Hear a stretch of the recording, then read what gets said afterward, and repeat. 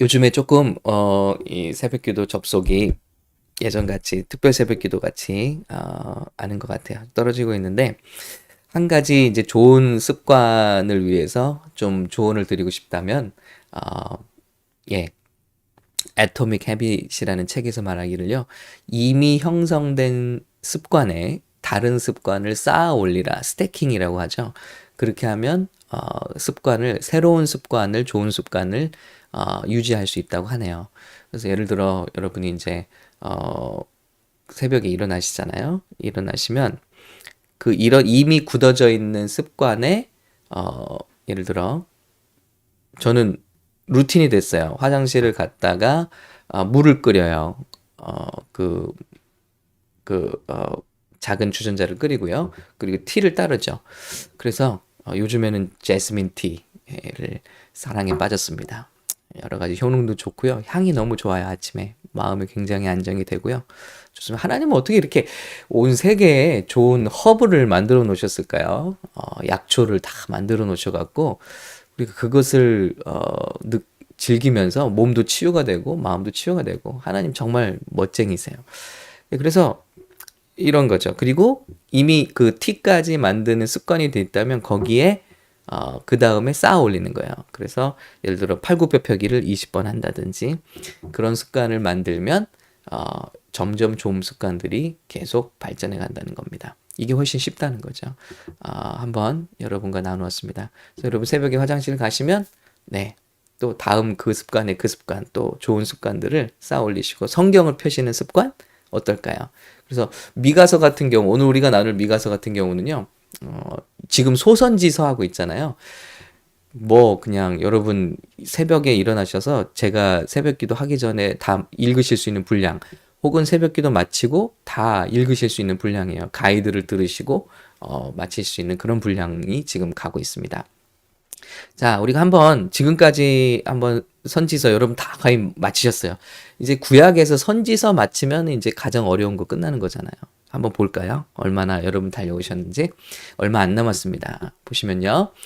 자, 우리 이렇게 포로기 이전에 이스라엘, 북이스라엘 북쪽에서 활용한 선지자, 남쪽에서 활약한 선지자 나눴고요. 포로기 때 어, 잡혀갔을 때 활약한 선지자, 돌아와서 재건에 힘쓴 선지자들이겠죠.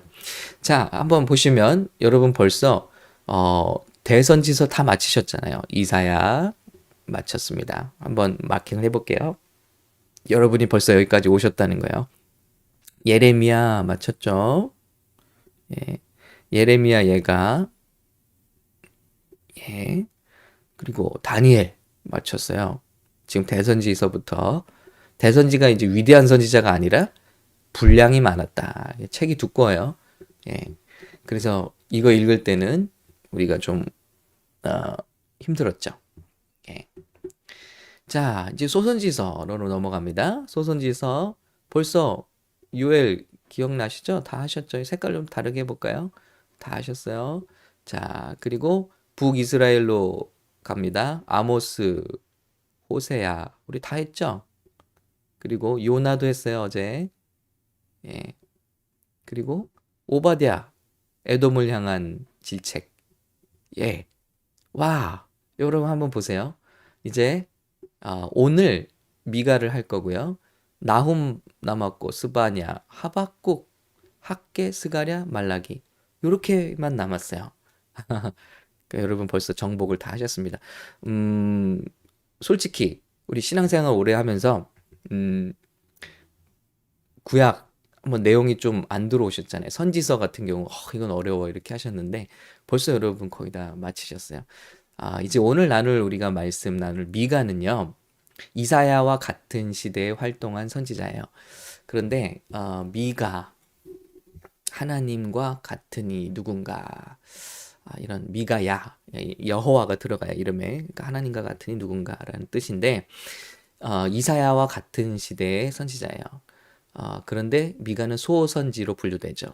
예언이 작아요. 이사야는 왕과 귀족들을 중심으로 그들을 이끌었다면 하나님은 서민층에도 선지자를 보내주셔서 서민들을 이끄는 그런 선지로 삼아주셨다는 거죠. 그래서 오늘 미가를 마치게 됩니다. 짧습니다. 미가 하면 여러분 뭐가 떠오르세요? 예. 먼저는 미가에 엄청난 예언이 하나 기록돼 있죠. 그 뭐냐면 바로 베들레헴에서 메시아가 나올 거라는 예언 기억나시죠? 그래서 동방 박사들이 이제 예수님을 찾아서 예루살렘으로 왔을 때 헤롯 왕이 그들의 말을 듣고 여기 왕이 태어난다, 메시아가 태어난다는 말을 듣고요. 성경 학자들을 모으죠. 제사장과 서기관들을 모으죠. 그리고 그 예언에서 왕이 어디 태어날지를 찾아내라. 그랬을 때 그들이 바로 미가서를 통해서 베들레헴에서 태어난다고 합니다. 하고 이렇게 보고를 할 정도로 굉장히 작은 동네예요. 베들레헴은 뭐 미국에서 라미라다를 찾아라. 이 이상으로 굉장히 작은 동네입니다. 그런데 그 베들레헴으로부터 너희를 다스릴 목자가 나올 것이다 하는 그 말씀 메시지를 주시죠. 그만큼 예수님의 예언이 정확하게 태어날 곳이 예언되어 있는 유명한 장소이고요. 또 여기서 우리 어른분들은 다 기억나실 거예요. 미가서에서 유명한 구절. 오라 우리가 여호와의 산에 올라 하나님의 전에 이르자. 그 찬양 우리 수련회 가면 많이 했던 것 같은데 주님의 도를 배우고 주님의 길로 행하리.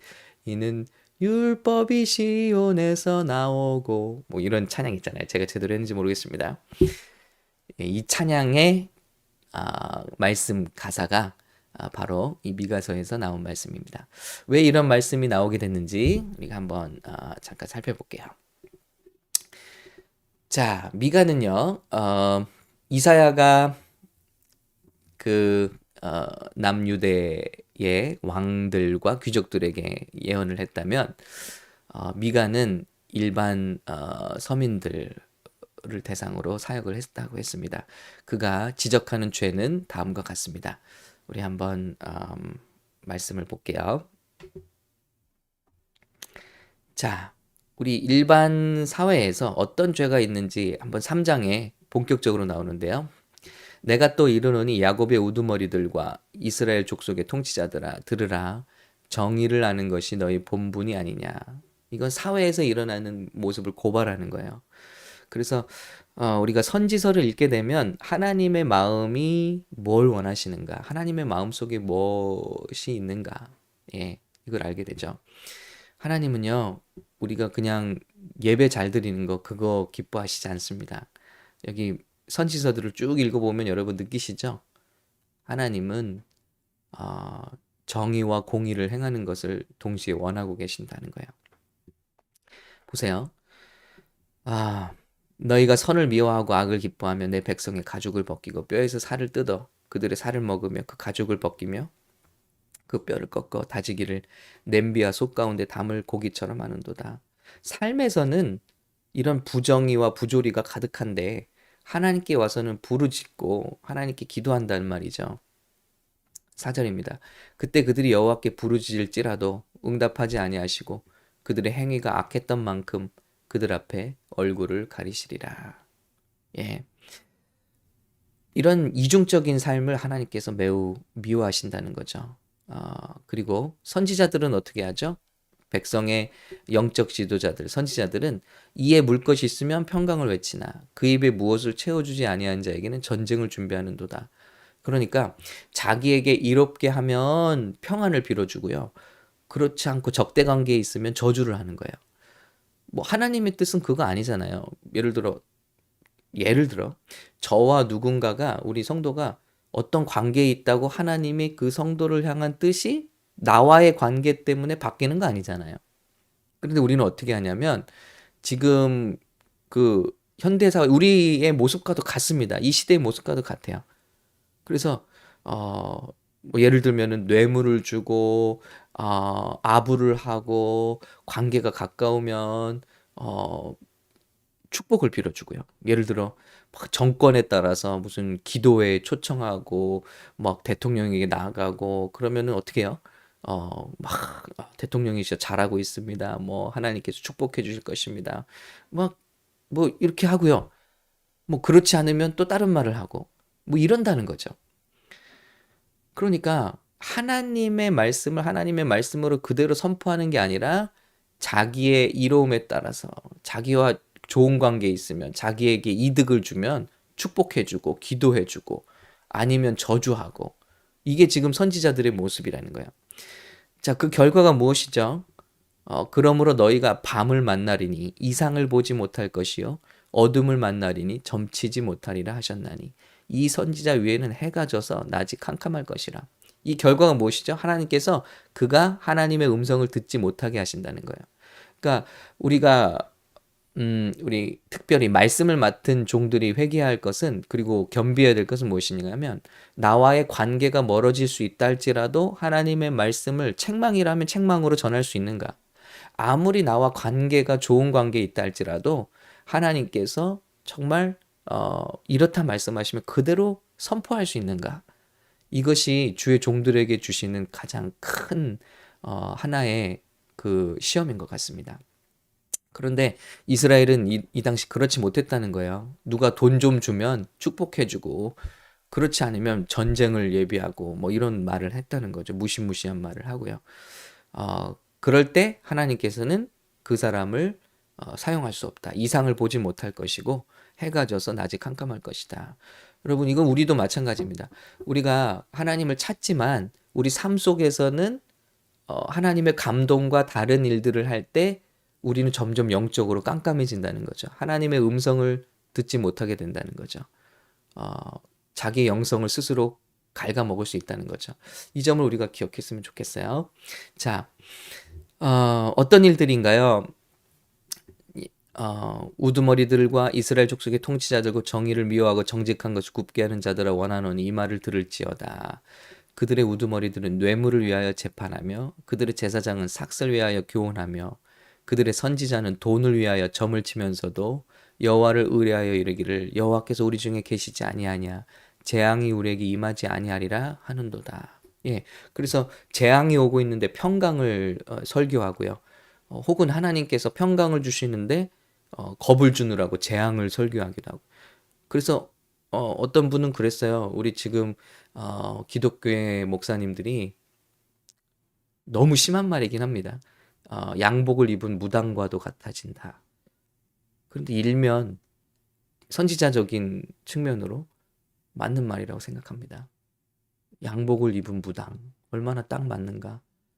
정말 자신에게 이득이 되면 기도해주고 또 점쳐주고 또 좋은 말 해주고 그렇지 못하면 또 정성을 보이라 하고 막 겁을 주고요.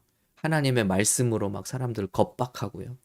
이래서는 안 되겠다는 거죠. 그래서 하나님께서 주시는 그대로 우리가 성도들과 나눌 수 있고 자신에게도 적용할 수 있다면 이런 책망을 듣지 않을 텐데 우리들이 그런 모습, 지금 이 사회상이나 지금 멸망을 앞둔 이스라엘이나 지금 마지막으로 향해 가는 현대 우리 교회들의 모습이나 많이 다르지 않다. 그래서 우리가 정말 깨어서 회개하고 날마다 주님과 동행하겠다. 그러면서 우리에게 소망의 메시지를 주죠. 이제 마지막 끝날에 이르러는 여호와의 전이 산이 산들의 꼭대기에 굳게 서며 작은 산들 위에 뛰어나고 민족들이 그리로 몰려갈 것이다. 이제 메시아가 다스리시는 나라가 되면 이제 지금같이 부조리하고 이런 악한 사회에서 변화가 일어날 것이다. 그러면서 제가 찬양했죠. 오라 우리가 여호와의 산에 올라가서 야곱의 하나님 전에 이르자. 그가 그의 도를 가지고 우리에게 가르치실 것이라. 메시아의 예언이 나오고 있어요.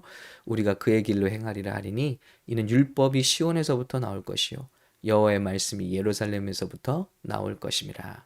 그래서 이스라엘만이 아니라 온 세계를 회복하시고 다스리시는 그런 메시아가 나오실 것이다. 그 메시아는 어디서 나오신다고요? 베들레헴.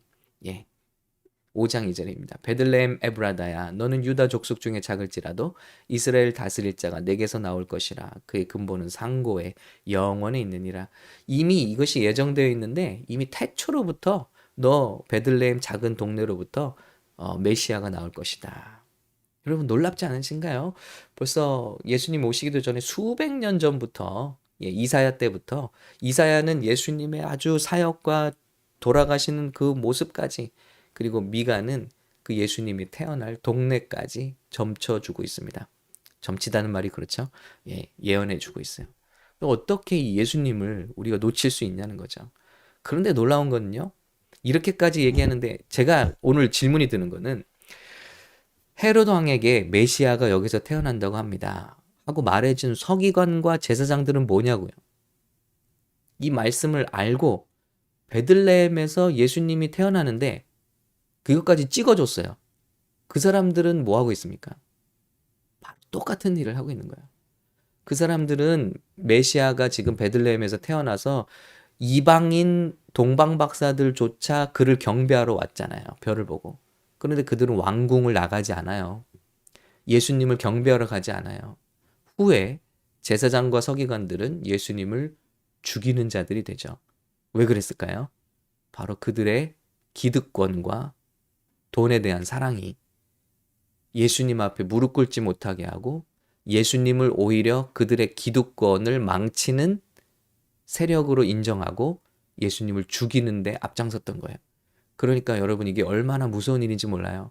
미가에서 선포한 지금 선지자들과 지도자들의, 그리고 사회의 부조리들, 이것들이 결국 돈과 명예, 권력과 하나님과 같이 놓는 그런 죄죠.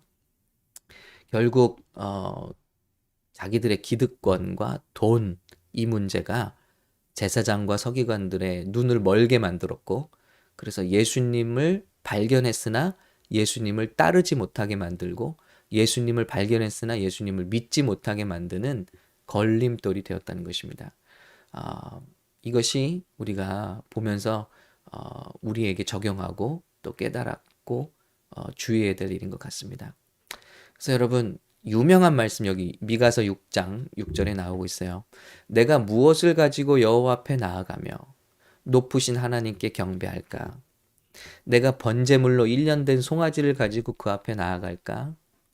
여호와께서 천천의 수량이나 만만의 강물 같은 기름을 기뻐하실까? 내 허물을 위하여 내 맏아들을, 내 영혼의 죄로 말미암아 내 몸의 열매를 드릴까? 하나님이 과연 뭘 기뻐하시냐? 헌금 싸들고 갈까요? 무슨 제사를 막 드릴까요? 자, 8절입니다. 사람아, 주께서 선한 것이 무엇임을 내게 보이셨나니 여호와께서 내게 구하시는 것은 오직 정의를 행하며 인자를 사랑하며 겸손하게 내 하나님과 함께 행하는 것이 아니냐. 미가서의 중심 말씀 다시 한번 읽어드리겠습니다. 사람아, 주께서 선한 것이 무엇임을 내게 보이셨나니, 하나님의 마음속에는 이게 있다는 거예요. 여호와께서 내게 구하시는 것은 오직 정의를 행하며 인자를 사랑하며 겸손하게 내 하나님과 함께 행하는 것이 아니냐. 부정한 저울을 썼거나 주머니에 거짓 저울줄을 두었으면 깨끗하겠느냐? 아직도 불의한 재물이 있느냐? 축소시킨 가증한 에바가 있느냐? 부자들은 강포가 가득하고 주민들은 거짓을 말하니 혀가 입에서 거짓되도다. 자, 우리가 뭔가를 거짓되게 계속 추구합니다. 그 결과가 무엇이죠? 내가 먹어도 배부르지 못하고 항상 속이 빌 것이며, 내가 감추어도 보존되지 못하겠고 보존된 것은 내가 칼에 붙일 것이며, 내가 씨를 뿌려도 추수하지 못할 것이며, 감람 열매를 밟아도 기름을 내 몸에 바르지 못할 것이며, 헛수고가 되게 하신다는 거예요. 포도를 밟아도 술을 마시지 못하리라. 예, 이스라엘의 부패를 말씀하시고 구원하시는 하나님, 오직 나는 여호와를 우러러보며 나를 구원하시는 하나님을 바라보나니 나의 하나님이 나에게 귀를 기울이시리로다. 예, 이 귀한 말씀으로, 그리고 기도와 찬양으로 말씀을 마치고 있습니다. 그래서 말씀을 어떻게 마치면 이렇게 마치고 있어요. 주와 같은 신이 어디 있으리까? 바로 이것이 미가의 이름이죠. 미가야, 주와 같은 이 누구입니까? 놀라운 이름입니다. 하나님께서 그러니까 선지자들을 사용하실 때 그 내용과 함께 맞는 싱크가 되는 사람들을 쓰고 계세요. 주와 같은 신이 어디 있으리까? 이게 미가의 이름이에요. 주께서는 죄악과 그 기업에 남은 자에서 허물을 사유하시며 인애를 기뻐하심으로 진노를 오래 품지 아니하시나이다. 그러니까 빨리 우리 주님께 돌아가자, 회개하자, 하는 메시지인 것이죠.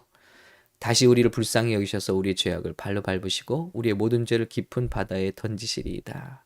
주께서 옛적에 우리 조상들에게 맹세하신 대로 야곱에게 성실을 베푸시며 아브라함에게 인애를 더하시리이다. 여러분, 우리 지난 수요일에 사이먼 집사님 나누신 말씀 기억나시죠? 예, 요한일서 말씀. 우리가 우리 죄를 고백하면, 자백하면 여호와는 미쁘셔서 우리의 죄를 정말 이렇게 오늘 말씀처럼 용서하시고 사유하시고 그리고 깨끗게 모든 것을 깨끗게 하실 것입니다. 라는 말씀 기억하시죠? 우리가 정말 주님 앞에 설 수 없어요. 이런 하나님 앞에 우리가 어떻게 설 수 있습니까? 예수님의 공로 의지에서 날마다 예수님의 공로 의지에서 우리 주님께 은혜의 보좌 앞으로 나아가면 좋겠습니다. 오늘 우리에게도 이런 모습들이 있을 수 있어요. 주일날 교회 잘 가면서 우리 한쪽으로는 불의를 행하고 거짓을 하고 그리고 남의 것을 사기치기도 하고 혹은 우리가 하나님을 믿는 자들로서 나와 관계가 좋으면 하나님의 축복을 빌어주고 그렇지 않으면 저주하기도 하고 저 그런 분 기억나거든요. 막 교회 처음 오실 때, 와, 여기 막 하나님의 임재가 있습니다. 막 샘물이 넘치고 환상을 봤어요. 그런데 그게 이제 자신이 기분이 좋으실 때는 그런데 그렇지 않을 때는 이게 저주가 되는 거예요. 한순간에. 뭐 하나님의 임재가 없습니다. 떠나갔습니다.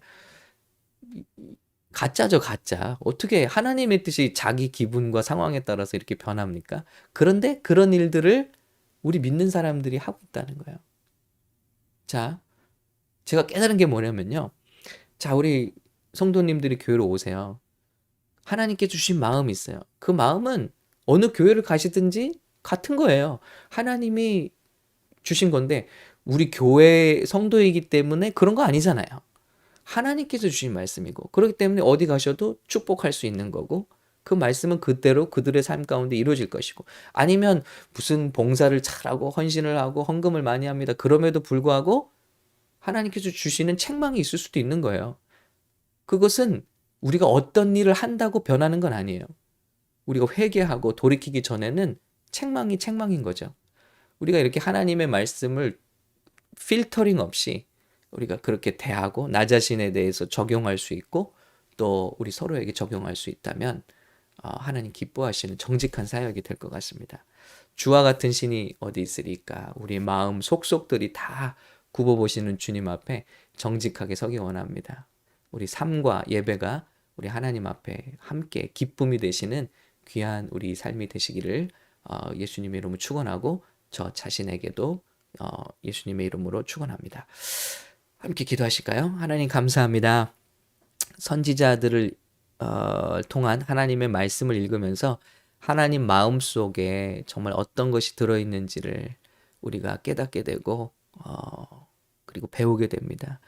주님은 제사를 즐겨 하시는 분이 아니라 우리 삶의 변화, 삶에서 드리는 예배, 변화된 모습, 진심으로 진정되게 주님을 따라가고 주님과 동행하기를 기뻐하시는 것을 깨닫습니다. 주님, 우리 샘물교회가 그런 교회 되게 하시고 정말 그것을 하나님의 말씀을 여과 없이 선포하고 또 자신에게 적용할 수 있는 우리가 되게 하여 주시옵소서. 기름 부어 주시사 하나님의 이상과 비전이 흐려지지 않는 교회 되게 도와주시고 우리 성도님들이 기도할 때마다 정직한 심령으로 주님 앞에 나아가 하나님의 말씀을 있는 그대로 받고 책망할 거 있으면 회개하고 그리고 하나님께 위로를 받을 것이 있으면 그 위로를 받는 귀한 이 시대 정말 하나님의 영이 계시의 영이 임하시는 우리 교회 되게 축복해 주시옵소서.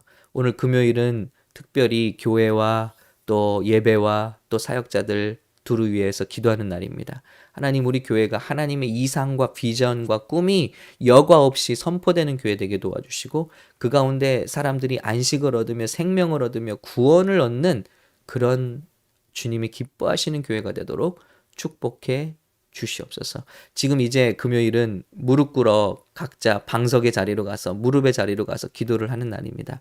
이상을 주시고 비전을 주시고 깨달음을 주시고 회개를 주시고 회복을 주시고 위로와 소망을 허락해 주시옵소서. 감사드리옵고 예수님의 이름으로 간절히 기도합니다. 아멘. 할렐루야.